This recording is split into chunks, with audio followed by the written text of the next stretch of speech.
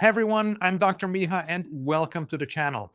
I missed a few updates this summer. It's been very busy, so this is going to be an overview of the major stories from this entire summer. There are 5 stories in particular that I want to highlight, and the underlying theme is that there is still a lot of excitement about artificial intelligence, but it's starting to run into some infrastructure realities. We are starting to see more organizations ask questions about the value this tool brings, where they should deploy it, which models they should use, and where they should or should not deploy it in the first place. Over the summer, we saw a release of a few interesting new tools. AI is really becoming more of a work environment rather than a chatbot.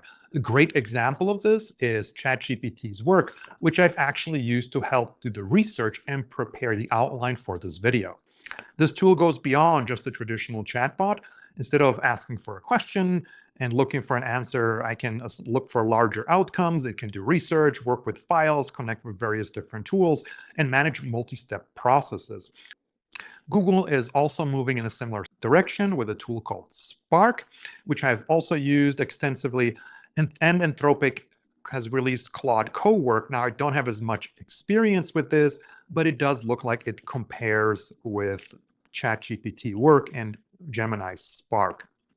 These are examples of the larger shift that is happening away from AI tools simply as chatbots, where we ask a question and then copy an answer, and more into workspaces where we can organize and structure our work with the assistance of artificial intelligence. These tools are allowing us to automate more of our workflow.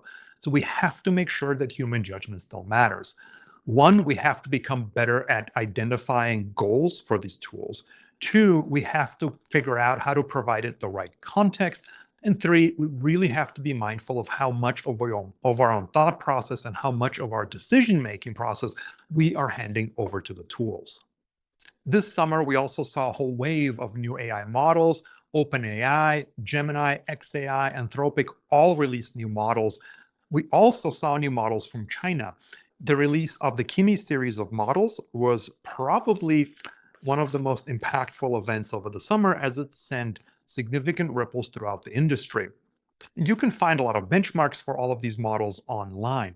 The important thing to note is that we are moving away from simply building larger models. So the competition is no longer only about which model gives you the most detailed or the best answer, but rather which one can you actually integrate into your workflow, which one can give you meaningful outcomes and deliver meaningful products at the right cost. Organizations should be investing not just in the technology, but also adaptable workflows, into upskilling our workforce, and into identifying the right governance to allow us to deploy these tools at scale with minimal risk and at the right price.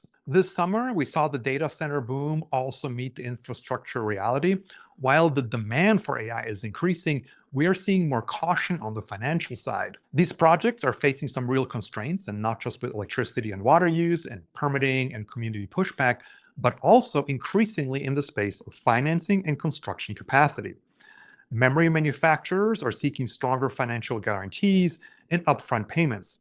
Now, this doesn't mean that they expect AI demand to disappear, but it also signals that they are no longer willing to take on as much of the financial risk, given that many AI centers are not yet operational, being delayed, and some might not be built.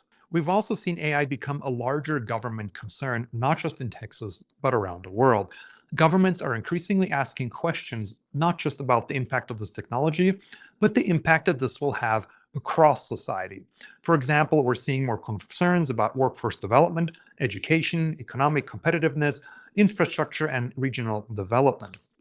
This combination of investment, opportunity, and excitement with the anxiety and uncertainty of AI is creating political momentum.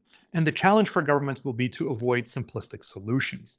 This technology is changing very quickly, and we need very good policy that deals with workforce development, training, education across all parts of our society, for all different industries, and these trainings will probably need to be profession or industry specific.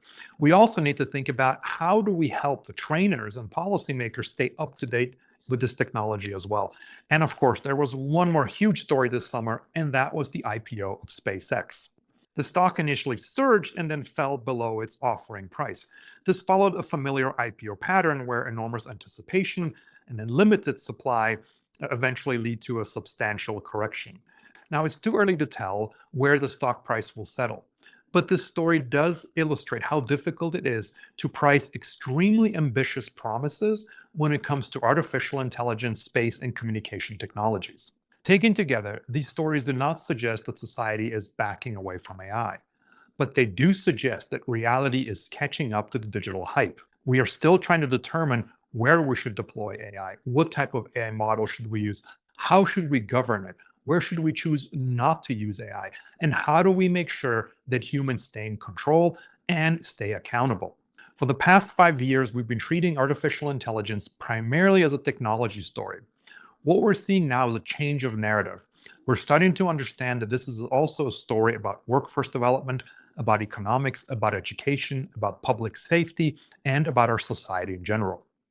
In other words, AI is not just a technology challenge, it is also a human challenge. Let me know in the comments below if you have any specific topics you'd like me to cover on the channel. Thank you so much for watching, and I'll see you next time.